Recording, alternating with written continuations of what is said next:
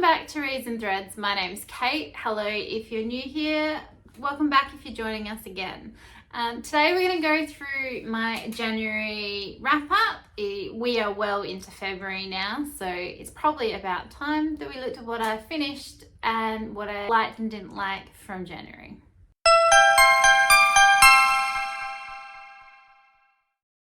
Okay, so I managed to complete 7 books in January. I have some notes which I'm going to refer to as we go along. So we'll start off with the stats and then we'll talk a bit about the books. So over the 7 books, I read 3,449 pages, which averages out at 111.26 pages per day, which I think is a really good number. In January, I also hold 20 books, which I have made a video.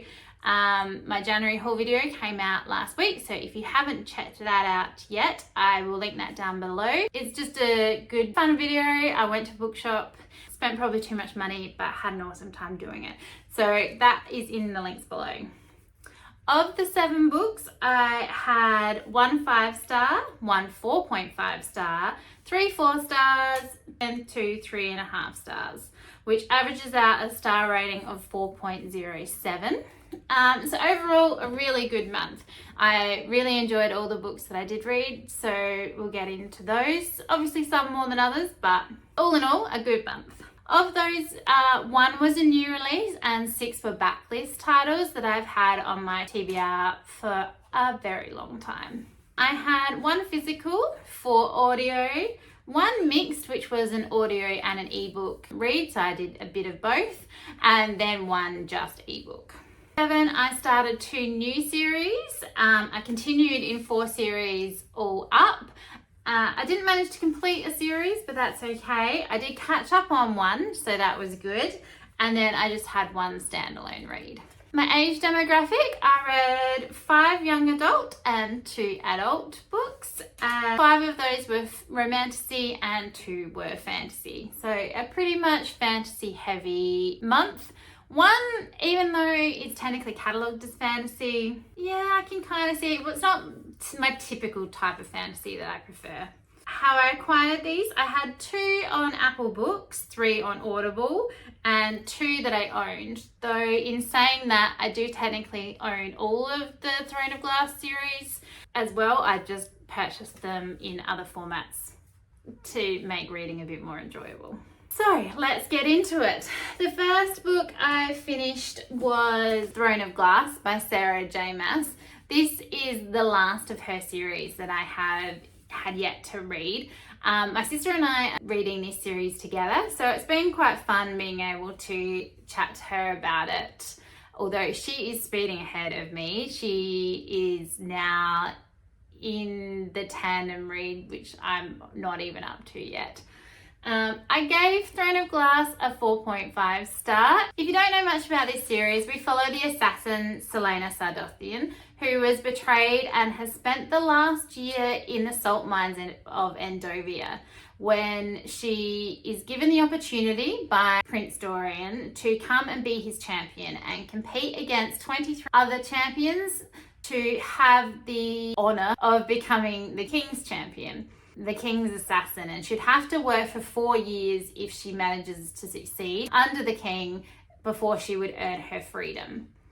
Within this process, she meets the captain of the guard, who is a gentleman called Cahill, and he helps her train and get her strength back, though he's not overly impressed with her to begin with. That is an underlying relationship that is being set up. There are also underlying issues in the court. So magic in this world has been obliterated, and the king is very much against any magic users. However, over the course of the competition, strange markings start to appear and people are slowly getting murdered. So Celaena starts to become interested in what is going on to try and, 1, protect herself and hopefully win the competition so that she can eventually be free and seek revenge on the people who betrayed her.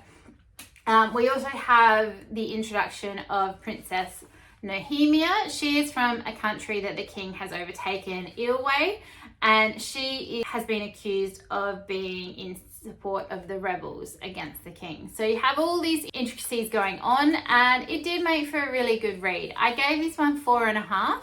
Though I am enjoying the series, definitely not a 5-star for me. I've been mainly predominantly listening to these. I did mixed media this one, so I read a bit on the ebook and listened to the majority on audio. I did find it a bit weird at the beginning because the narrator is the same narrator as the Crescent City series. So I found that I was just thinking about Bryce the whole time to begin with. The more I've listened on, the better that has gotten. I have gotten used to her. I find her a really good narrator. She's great with the voices. She really gets you into the action. She's good with the emphasis. I am really enjoying the series and was glad to finally get this on the go. I've had this on my list for a very long time and on my bookshelves for probably just as long. The one thing I did really struggle with was her interactions with Prince Dorian. Like at one point, it did seem like that was going to be a relationship that was being set up. And it just creeped me out. I don't know what it was about it, but I was not getting behind it. So I much preferred the idea of her main love interest being Cahill. Actually anyone other than Dorian. I was hoping through the whole book, and I was saying to my friends, please tell me they are not the end game, because I will not cope with that at all. I still don't know if that is the case. Some of the banter was a little hard to get behind. Some of it seems fairly petty. Overall though, was a great read. I then took a little bit of a deviation from Throne of Glass because I really wanted to get started on my read of Malice by Gwynne. This is the first book in the Faithful and the Fallen series, and it's part of Becca and the Books' catch-up book club, and I just thought how fun it would be to read along with that. And then I was hoping originally to have it finished by the live show, which didn't happen, unfortunately. It was a 4-star read for me. I think there is a lot of characters, which I am used to. It is set in a very Celtic setting. It's very Scottish influence, Highlands kind of thing going on. And I know that she did say in her wrap-up that it reminded her a lot of Skyrim, which I can see as well. If you don't know what Skyrim is, it is the Elder Scrolls RPG video game. I play the majority of it, and it's just a really good time. The atmosphere is awesome. It is so fun if you haven't played it. Definitely recommend that. And I can get behind that. I did find it a little bit confusing sometimes with the characters.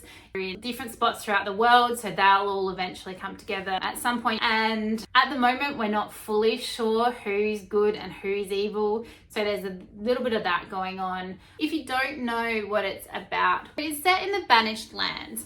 And the Banished lands were originally inhabited a fair few years ago by men, though when they arrived, the land was already inhabited by giants. So it led to a lot of war, pretty much taken over. And within that, there's multiple kings with one high king. And the High King has come across a prophecy that a god war is going to occur, and like good versus evil. And we follow multiple perspectives. So we follow Corbin, who is a young 14-year-old boy who has yet to take his what do they call it? A long night to become a warrior. So he hasn't started training fully yet to be a warrior, but that he's on the very cusp of doing that. As well as the Prince of the High King. We get his story pretty much through like his captain and his first soldier. And so we don't hear specifically from him, it's just his interactions with everyone else through this soldier's eyes. We then get the perspective of the thief and another perspective of Lord's nephew, whose parents had been killed, and the Lord had taken him in, who is having a lot of issues with his cousin and just really doesn't know what to do. The perspective of Corbin's sister as well, Gwen, I'm not sure how you say her name. I'm probably butchering it in my head when I read it, but I really enjoyed hers. She wants to be a warrior, but isn't allowed to be, though is getting taught on the side by her brother and has been taught some stuff by her mum as well to be able to protect herself. Creatures that are around as well, there's Wolven, we meet some of the giants, and one of my favorites was the Wolven. I do love any kind of creatures. This story does have a bit of animal abuse in it. There is obviously wars and battles, so if that's not your thing, probably give it a miss. I personally was okay with it for the most part. I don't tend to have a huge issue with that kind of stuff. I found John Gwynne's writing really easy to go on with. For his debut novel, I think he's done a great job. You get pulled into the world, and I am really looking forward to continuing on. Overall, I just think it's a very solid fantasy. I just did really love a lot of the characters, and I'm really eager to continue. So overall, that was a really good 4-star fantasy start to what I hope is going to be an epic series. So the next couple that I did manage to get through, I can't give you a huge amount of detail about because I don't want to spoil things for anyone. The first one was Crown of Midnight, which is the second in the Throne of Glass series. This one I did enjoy, though not as much as the first one. I only gave this one 4 stars. So we continue on with Selena's story. It's set about 2 months after the ending of the first one, so some things have definitely changed. I did like the banter in this one a bit more. There was a couple of new characters that were introduced that I thought added a nice fun element to it. She's obviously learning more about herself and her past and the king and the land and what is going on in the world. It is a good read. It's not super thick. I did enjoy it. Again, liking the narration style, and definitely not a 5-star series, but it is still really enjoyable. So if you haven't checked this one out, I definitely would recommend it. The next book was Heir of Fire, so the third in the Throne of Glass series. Again, still following Selena. The cast of characters has increased exponentially. I am enjoying the new characters. This one is chunky, a lot chunkier than the other two. And there was parts of this that I thought were a little slow. I think some of it could have been taken out. Again, some of the banter, I don't know that all of it is necessary. Sometimes I struggle to understand why they're antagonizing each other. It doesn't seem to have any reason behind it whatsoever. She's obviously coming into her own a bit more, sometimes forcefully. Again, still a good read. I gave this one 3.5 stars. I didn't enjoy it as much as the last two. I'm hoping that the action will pick up a bit the more we get into the rest of the series. Still enjoying the narration, but not the best out of the series so far. The next book I did pick up was my favorite of the month and my only 5-star, and that was Rebecca Yarros's Onyx Storm. I got my hands on this as soon as I possibly could on the 21st of January. I had pre-ordered this on Audible, and for some reason they weren't going to let it download onto my device till 7 p.m. that night, and I couldn't cope. I had plans of listening to it while I was at work and trying to get my hands on it as soon as I could. So I had a look around and managed to find an audio version on Apple Books. I needed an audio so I could read at work. So generally when I'm sitting at my desk doing other tasks, I can listen to an audiobook and still work at the same time. So I just really wanted to be able to do that. I had already listened to the other two as well by audio, so enjoyed the narration a lot. I think she's really good. She's very good at getting the atmosphere. There were a couple of chapters in this that I think were very unnecessary when we got different perspectives towards the end of the book. The new perspectives isn't really a new thing. It's happened in the first 2 books as well, though I think some of them could have just been left out. I don't know that we needed them all. I still loved it. I thought it was epic. I didn't find it slow. I wasn't confused. I flew through it. The only thing I think I would really like to go back and reread the ending again. And I probably will reread this multiple times before the next one comes out, especially right before the next one comes out, because I think we're going to have to wait nearly 2 years for the 4th installment of the Imperium series, which I'm devastated about. I really just want to continue on. The dragons are still my favourite characters. Some of the back and forth was so good. I don't know that they probably got enough page time. I think I would have liked to have heard a few more bits from them if we could. But overall, I think this is just a great addition to the Imperium series. If you haven't read it already, I would definitely recommend the audio. I think it's a really good way to consume these books. I found it really easy. I wouldn't mind next time actually physically reading them.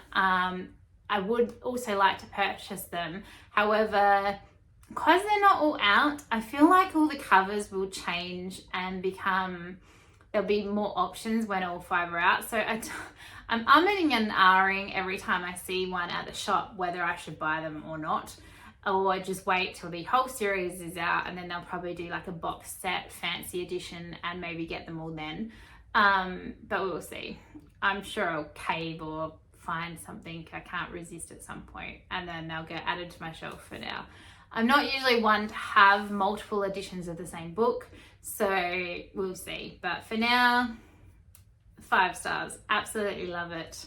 I had so much fun being in all the hype on release day. Originally, I had argued with my sister about whether I read any of them at all, just because they weren't all out. I don't usually like starting a lot of series if I can't just continue on. But I'm so glad she convinced me to. I really enjoyed being wrapped up in it all. The excitement, and then having multiple people that I knew reading it at the same time, and then being able to talk to them about it at the end. So good. And you do miss things on the first read, so I do think that is something that I might have to do, and I'm sure I'll pick up on stuff that I missed on my first go round. So looking forward to rereading these again, but absolutely loved my first go round. I then stepped back into the Throne of Glass world and read the prequel, The Assassin's Blade. This is actually made up of 4 stories, I think there were, from different points of Selena's past. So it really just does give context to some of the things that are mentioned in the first 3 books, and then specifically what happened to them. I did really enjoy this one. I did like the order I read it. We read it after the 3rd book. I think wasn't a bad place. I think it might have detracted a bit if I had read this one first. I don't know. Let me know if you read it first and what you thought. Or if you saved it to a specific spot in your series read. I'd be interested to know how you thought it influenced the story as a whole, or did you skip this one completely as well? Again, there is probably enough in the books that this isn't necessarily necessary, but it does add to the story as well, so it gives you some background information. Again, the narration was great. Enjoyed it. Enjoyed seeing different characters that we're not getting in the full series. So overall, I think it's a good addition. I liked where we read it. I don't know that I'm ever going to reread it, whether I put it in a different spot, but let me know if you think it works better in a different location than when I put it in. Overall, I gave this one 4 stars. I thought it was better than Heir of Fire, but still not as good as the first Throne of Glass book. I then finished off my month with the Buzzwordathon book at about probably right near the end of the month. So I started this book on the 25th of January. I think it was only just before then that I was even considering whether I would do Buzzwordathon or not at all.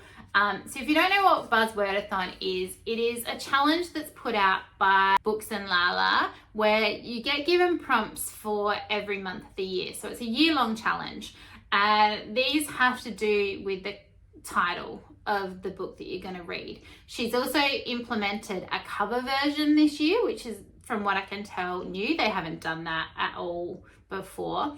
And you can use the same book for both challenges if you wanted to, or you can do separate books, or you can just do one or other of the challenges. At one point I was thinking I would do both challenges, but because it was so late in January, finding a book that I was reading or had around that would fit both prompts for the January prompt wasn't looking like it was going to happen. So the first buzzword prompt was lie, liar, or truth. So you had to find a book that had truth, lies, liar, anything like that in the title. So I did manage to find Book of Lies by Terry. This one was already on my shelf on my TBR. One of my friends gave this to me a fair few years ago now as a Christmas or a birthday present, and I just hadn't ever got around to reading it. So this follows two twins who didn't necessarily know they were twins. One definitely didn't know, the other one, it's a little unsure through most of the book whether she knew at all.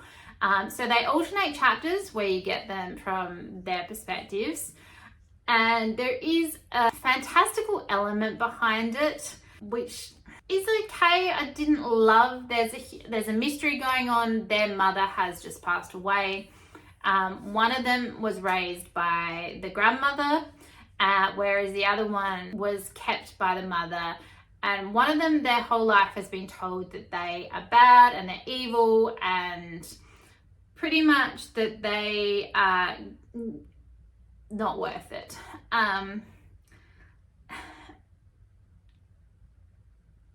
So on the back, sorry, I was just reading, it says a powerful new thriller, which I can kind of see that as well. The fantastical elements probably add into that. Again, I was struggling with what the genre actually was.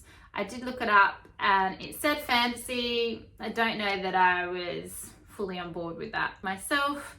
It was a good read. At some points, I did really want to just jump to the end to find out what was happening so that I could read the book without all the stress of not knowing how it was going to turn out. I did manage to not do that. I don't really like to ruin a book. I don't think I've ever done that. But I did manage to complete it in January and complete the prompt, which was to have lie or lies or liar in the title. The prompt for the other section, so the cover section you could do, was a pattern. This doesn't jump out as me as a pattern. I don't know, other people might disagree. None of the other books that I've had today I would have said have a pattern on them. So in the end, I've just decided to stick with the title challenge for Buzzwordathon, not the cover, the title challenge for Buzzwordathon. And we'll just see how that goes. I have already managed to find one for February, which I just finished today as I'm filming this, but a couple of weeks ago for when it is actually going to go live. But I am struggling to find a book that I can read for the March list. So I will link the buzzword announcement down below as well. So if you haven't checked it out, you can do it already.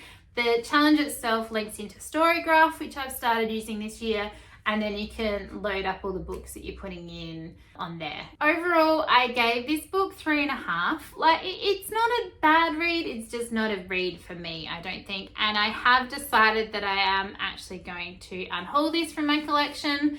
It's not one that I'm going to pick up again. It's very teenagey, I guess. I mean, it is a YA, but yeah, mostly I can get behind a good teen book, but this one just doesn't do it for me enough that I want to keep it and see it every day. So this is gonna probably get donated to work, and hopefully if it doesn't end up in the collection, will end up in someone else's physical collection and they'll really enjoy it. I think overall this month I had a really good reading month. I'm really happy with the amount that I got to read. That 7 books is actually the best for me that I've done since I started fully tracking on my new spreadsheets and my reading journal, and which I'm really enjoying doing. I'm loving all the stats that are inbuilt in the spreadsheet that I am using. So I've never been one to track the number of pages or the genres or anything like that I've read before. So I'm finding that really interesting and really looking forward to seeing how my year pans out, keeping this much data and this much tracking.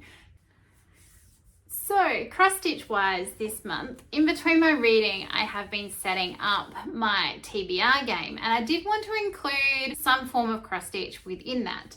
So my friend and I got together, we discussed ideas, and I really think I'm going to enjoy what we've come up with. So one of the things I needed was a set of symbols, and we decided that we're going to cross stitch them. So she's helped me with a few of them herself, but the ones that I managed to do, these little symbols. So we've got the sword, a little witch's hat, a broomstick, and I think my favorite of the ones that I've done is this little mushroom. Now, context-wise, this is not going to mean anything to you, but I needed 3 of each of whatever symbol that I was going to use. So the ones she did for me are very cute as well. A couple of them I might need to resize depending on the size of what I'm going to put them on. But she did me up these little crowns, which I love, and then also these little potion bottles. And not that it is really coming up in here, but that each of those do have a little bit of sparkle metallic-y thread in them, which I'm loving. So now I just have to pop them on the pieces of card that I am going to be using, which again, something I've never done before.